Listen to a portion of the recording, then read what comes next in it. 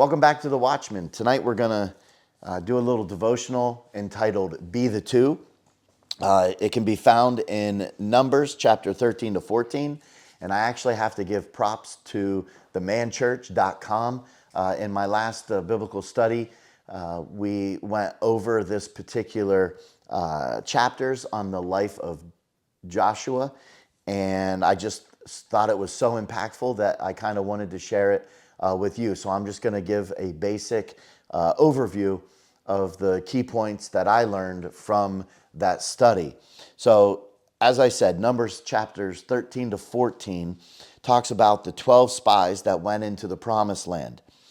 They all saw the same land, they saw the same fruit, and they saw the same giants. But only two came back with faith. Basically, the 10 said, we can't do this. The giants are too big. We look like grasshoppers compared to them. But Joshua and Caleb said, the land is good. If the Lord is with us, he will give it to us. Numbers 14, 7 to 9.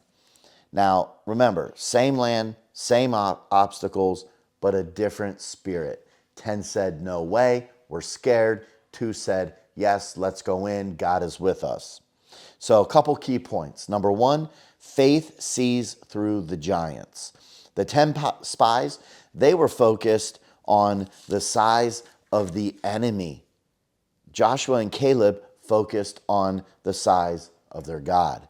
Fear says, look at the giants. Faith says, look at the promise. Giants didn't cancel God's word. They just revealed who trusted him. What giants are in front of you right now? A goal, a calling, a difficult season? The question isn't, are there giants? The question is God bigger? Point number 2, majority isn't always right. 10 voices said no, only 2 said yes. Sometimes obedience means standing in the minority. Faith isn't loud, it's steady. Joshua and Caleb didn't deny reality. They just refused to let fear define it. You can be surrounded by doubt and fear and worry and anxiety, but still carry conviction. Be the 2. Point number 3, faith has long-term reward. Because of their faith, Joshua and Caleb were the only 2 from that entire generation who entered the promised land. Everyone else wandered for 40 years. Here's the powerful part. Faith doesn't always bring immediate reward, but it always brings eventual fulfillment.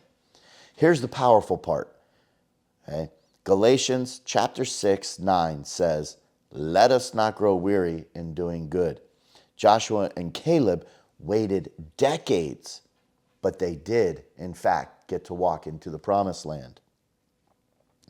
Closing thought, you will face moments in your life when the crowd says quit, when the obstacles are too giant, look too impossible. And then you're going to also have time where fear feels like the logical route. In that moment, you need to decide, will you be one of the 10 or will you be one of the 2? Don't measure your future by the giants you see.